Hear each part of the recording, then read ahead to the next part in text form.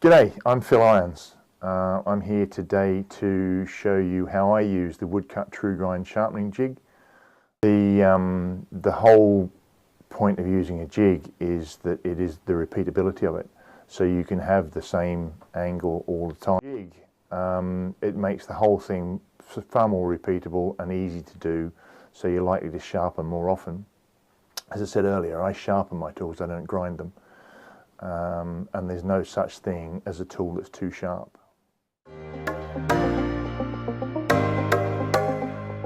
What I'm going to do is go through the basic set of tools, which are roughing gouge. So this is an 1 1/4" roughing gouge.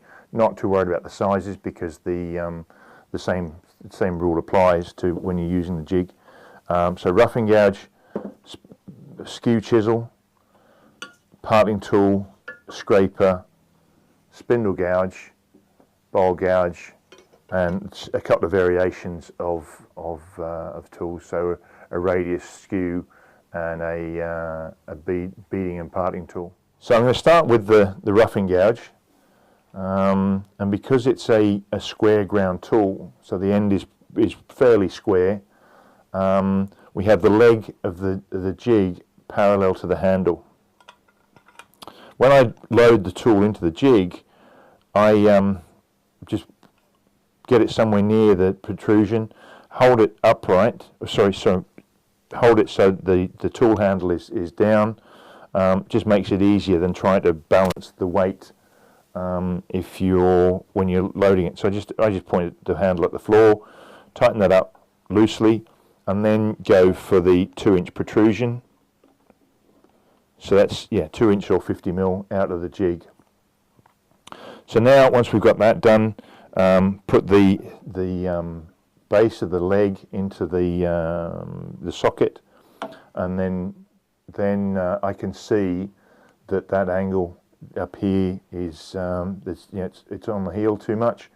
So this is where I just slide the jig out, the base slide out, just lightly tighten the handle, and then pull the wheel around, and that will take off. So you see it's just, there's too much on the tip, that little bit there, which means I've got to push the base slide back in slightly.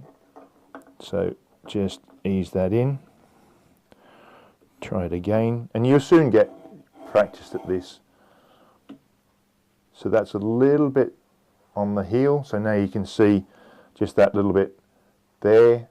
That's a little bit too much on the heel, so the jig has to come out just a fraction. There we go. And what we're looking for is a parallel stripe down that face.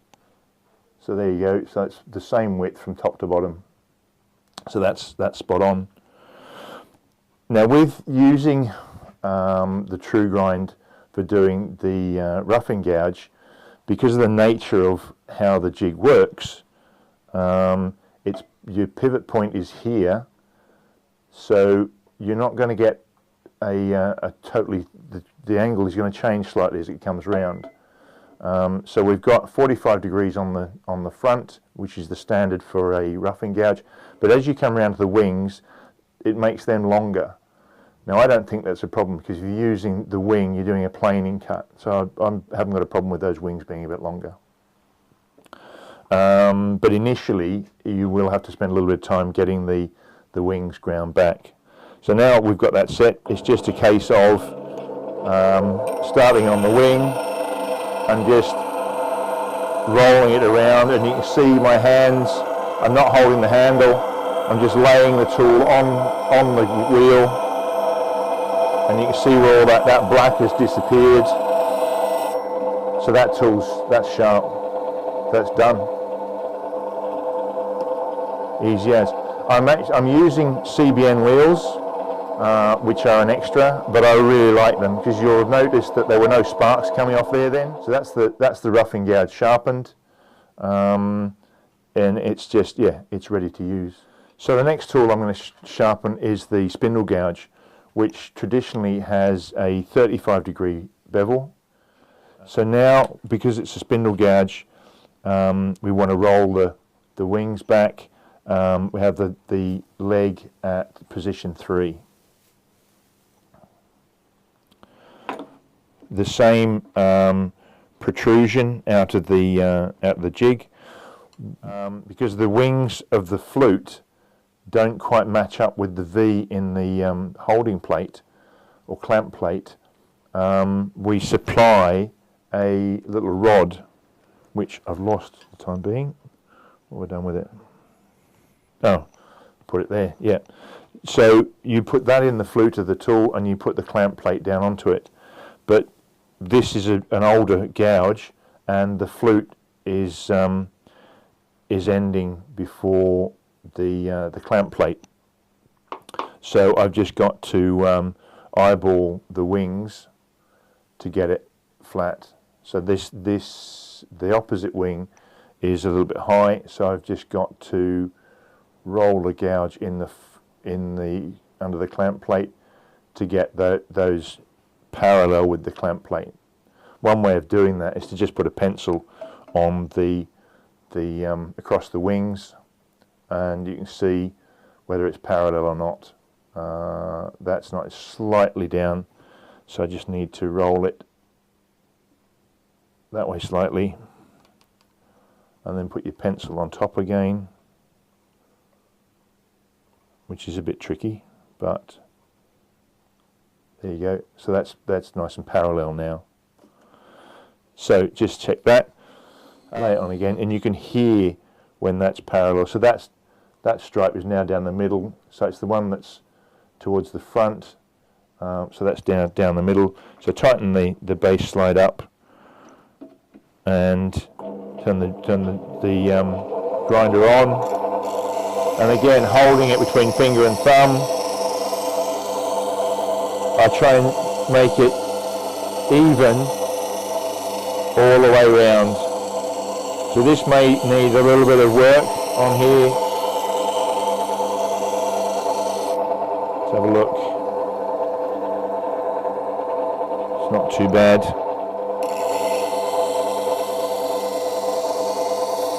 So I'm just laying the tool on the grinder, on the wheel. You see this top wing needs a little bit more doing to it.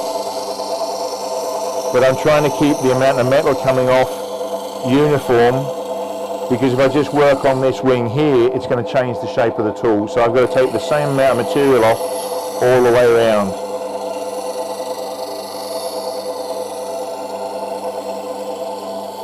And this is where a CBM wheel is really good, because they cut really cool.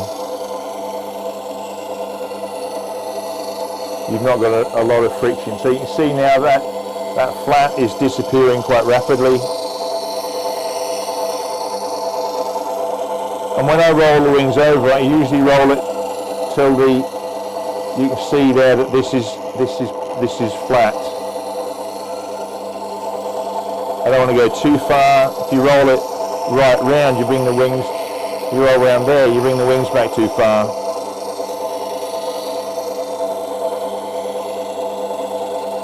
So we're almost there.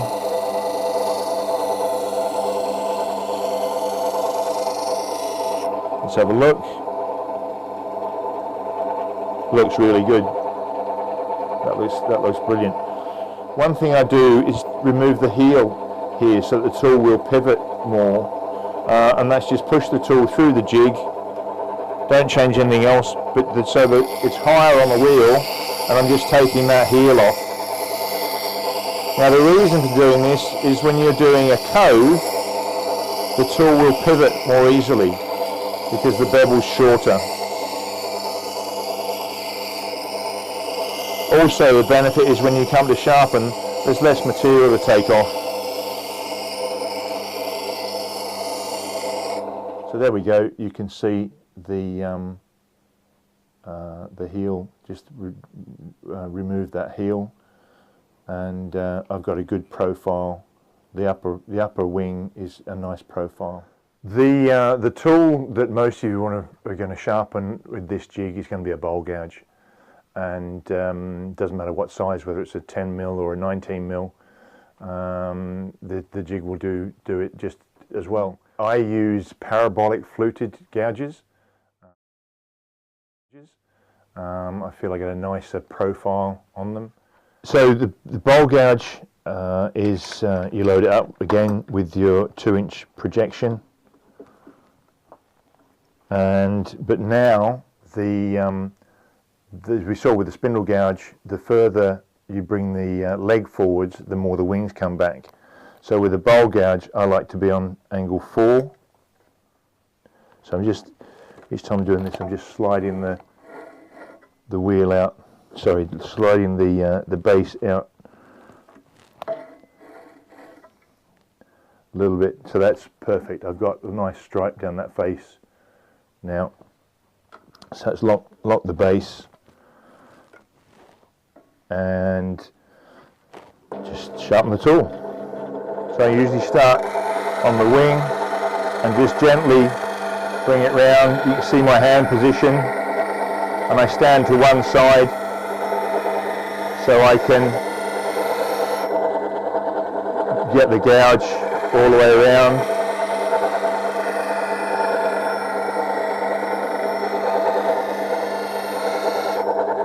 Just that wing a little bit more. That's it. I'm not too worried about this bit just back here, but I can just roll the wing over a bit more. Just get that. So there you go. That's sharp. See there that the heel is it's softened. To do that, it's just push the tool through 15-20 mil, sort of 5/8 to 3/4 of an inch, and then just roll the tool round.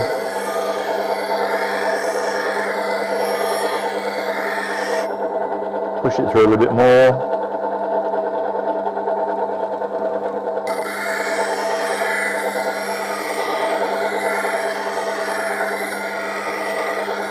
Now, the reason for doing this is that it'll make the gouge flow more easily through a curve in the inside of a bowl.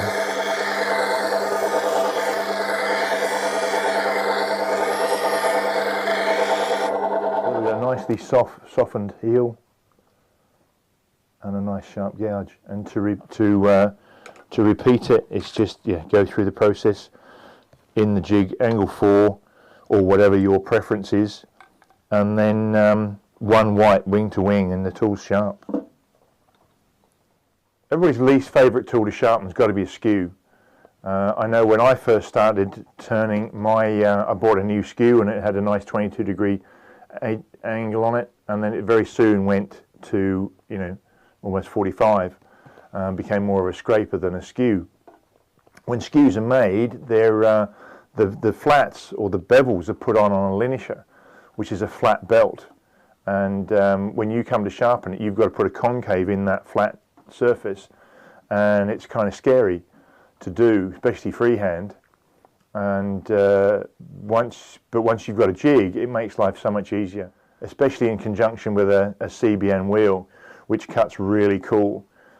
So you vastly reduce the risk of bluing the steel and taking the temper out of the edge of a skew. When you load the skew up, you want to make sure that it's perpendicular in the jig, and I've got that right, and again 2 inches protrusion. Just check again that that's perpendicular. There we go.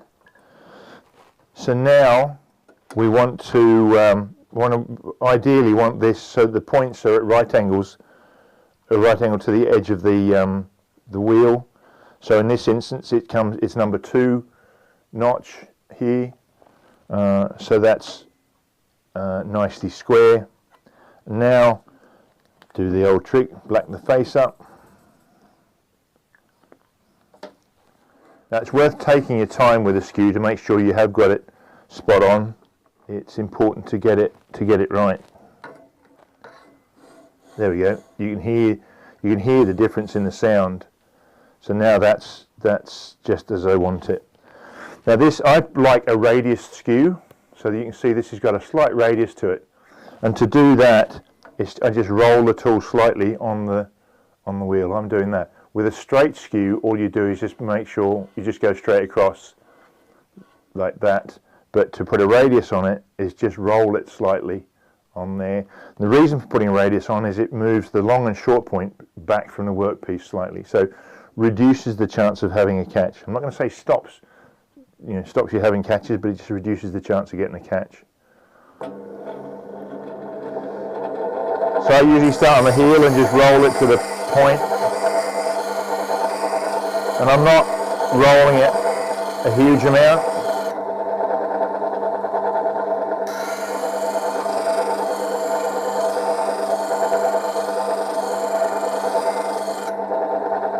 So just a fraction more. That's good.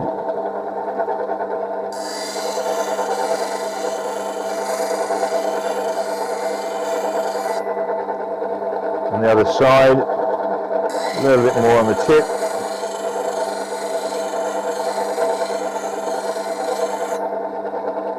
So there you go. Just tickle at the other side just to take that burr off that it's created. Nice sharp skew. And so it's that easy to sharpen your skew on with the Woodcut Tru-Grind. So I've got that nice little radius on there, which is really difficult to do if you're just using a platform, and it makes it really nice to use. So the next tool is a parting tool. This is an 1/8 width, and this is a little bit more. You have to do both sides. So what it is, put it in perpendicular. You got your 2-inch. So with the leg parallel to the tool, it's just line it up. This has got a big concave in it, so it may take a little while. So I'm just going to go somewhere in the middle there. Sorry, convex. So I'll just do one side, and this you've got to hold it upright. You want to keep the tool square. Just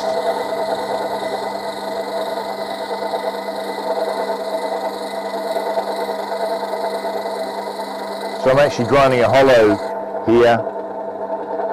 Doesn't take too long because it's a fairly narrow tool, and these CBN wheels cut very, very cleanly, and as you can probably see, there's quite a bit of material coming off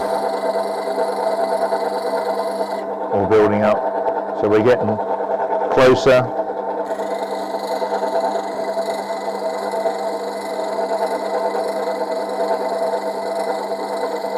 Once you've done after you've done it the first time, you don't need to spend this long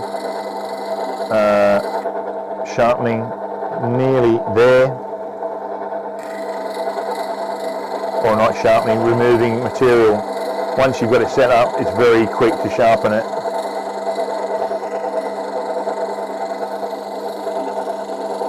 So as you can see, I'm almost there.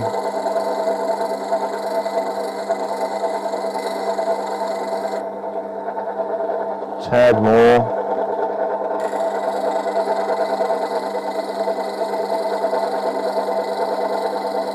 And if you're doing asymmetrical, so if you have one edge longer than the other, it's really easy to do this.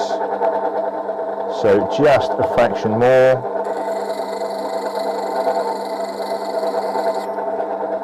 There we go. Now a variation on that is a Bedan, which is just a single-sided parting tool basically. But the difference is it's a rhombus shape, so then the base is narrower than the top. Let me just give you a better view of that. Yeah, so you can see there it's a rhombus shape. And that's, yeah, the same. Going back to the parting tool, to do the other side, you just take it out, put it back in the other way up, and do the other side. So to the best of my knowledge, the Woodcut Tru-Grind is the only jig that will sharpen scrapers. And so you put it in 2-inch protrusion, and the leg goes right round to the front, and there's a couple of notches there. You can see just here. The ball on the end of the leg goes into the front pivot position, and I adjust it. You adjust the slide in to, and then you set up the angle you want, usually about sort of 60 degrees, something like that. Just black that edge up. This isn't one of my scrapers, and it's in a bit of a state, so it may take a little while to get it right. Just check everything is. So I just need to. Yep, needs to come out a bit more. Now what happens here with the scraper is that it keeps with the tool holder set up in this configuration. It puts the tool in a flat plane, or it pivots it in a flat plane. You're not rolling the tool over at all.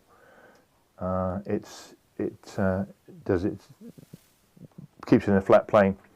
And as I say, this is the only tool system that I know that you can use the jig to sharpen your scrapers. Yes, you can do them on a platform, and I'll show you that in a little bit. So we've got that all set.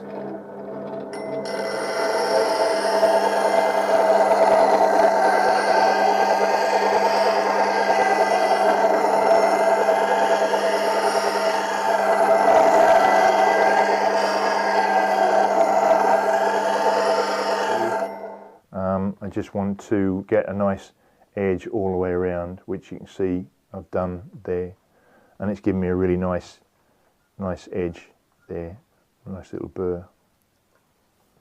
And even the amount of material I've taken off, because these things run so cool, I can touch that and it's not hot. So one of the more unusual tools that the Tru-Grind will sharpen is a ring tool, and you put it in with it in scraper mode. And you've got to eyeball the wings to get it flat. So yeah, and bring it back. So you've got that 2-inch protrusion again, and so just eyeball those wings, make sure, yep, all good. Like the scraper, you eyeball it, then black the face up. I don't switch the grinder on because I just want to sharpen it. I just pull the wheel round and just do it by hand.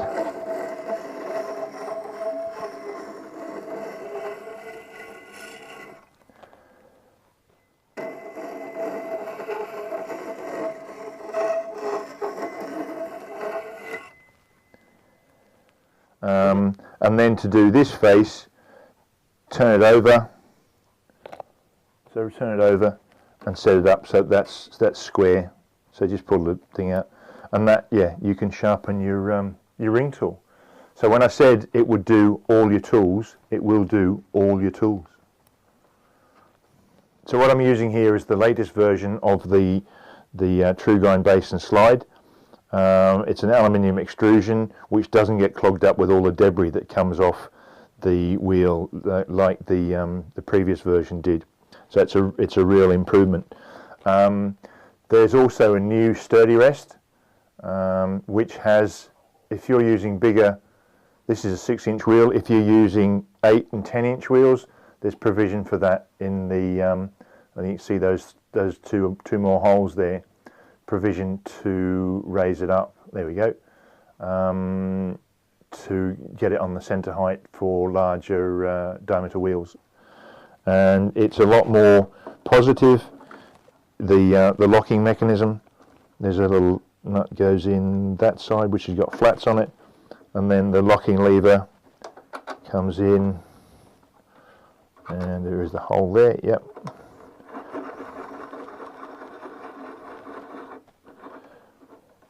So when it's locked up, it's a lot more rigid. You don't get, it doesn't flop around like the previous version used to, and has a pretty good range of movement on the. I don't know whether you'd want to be down there, but it's got a pretty good range of movement on the platform. And there's a little stop here where the pivot, the forward pivot point is. It'll set up as a stop there. So if you prefer to do your skews on the platform, you can set obviously the angle up here. It has got a couple of lines here, 20 and 30 degrees. You've got 20 and 30 degrees here. Mine is somewhere in between, but it's not too difficult to just pull that across there parallel. So that's that. And if you want to do your scrapers, again, you can set it up so that you can do your scrapers on the platform. You bring that, you get that round there. But the beauty of it is so much more rigid than the previous version. The other thing you can do if I showed you earlier how I did the spindle roughing gouge and the wings became longer. Still got a 45-degree angle on the front, but the wings became longer because it's in the jig and it had a higher pivot point. If you don't want that, you can set the jig up, the sturdy rest up, so that you've got your 45 degrees, and there are actually increments underneath. There are increments that you can use to set the angle up. But once you've got that, so then it's just a case of rolling that round to get your 45 degrees, and it's a nice long platform, so it's easy to keep it flat and just create your square wings on there with to do your roughing gouge. So you will all be very familiar with my the Irons shear scraper. They're probably the best shear scraper out there. And to sharpen it, you use a diamond file and just run up the edge to create a really, really fine burr. When you have created a flat on there, so there's no longer two lines, you need to regrind it. And the simplest way of regrinding the cutter or the scraper head is with the stem sharpener. And you can also use it for doing the little scraper tips on the Proform cutters, Proform scraper head. So what you do is take the cutter off the handle, just take it off the handle, and then put it on the stem sharpener upside down.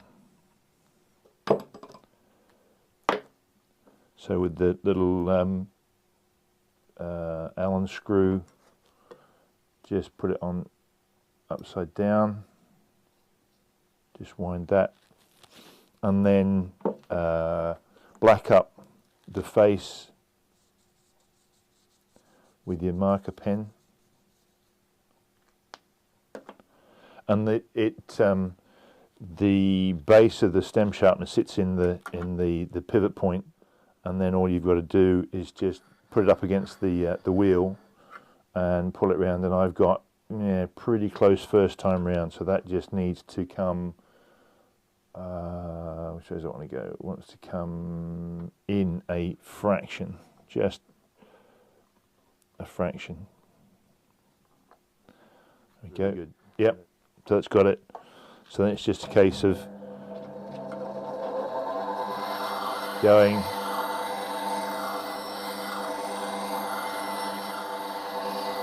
You want to try and keep that very slight radius on there and just round the corners off. They don't want to be sharp. Just round them off. This is a really safe way of doing it. Keeps your fingers well away from the wheel, and you've got a lot of control over what you're doing. Just a slight line. Yeah, you can just see those lines there. So it just needs a little bit more off.